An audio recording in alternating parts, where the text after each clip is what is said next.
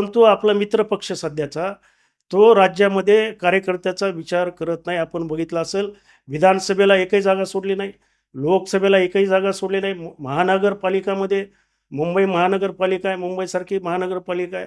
आपले कार्यकर्ते अनेक लढणारे कार्यकर्ते होते, त्यामध्ये सुद्धा एकही जागा सोडलेली नाही. महाराष्ट्रामध्ये ठिकठिकाणी नगरपालिका असतील, पंचायत समिती असतील, जिल्हा परिषद असतील, त्या ठिकाणी मित्र पक्षांनी संधी दिली नाही, म्हणून प्रचंड नाराजी रिपब्लिकन पक्षाच्या कार्यकर्त्यामध्ये आहे.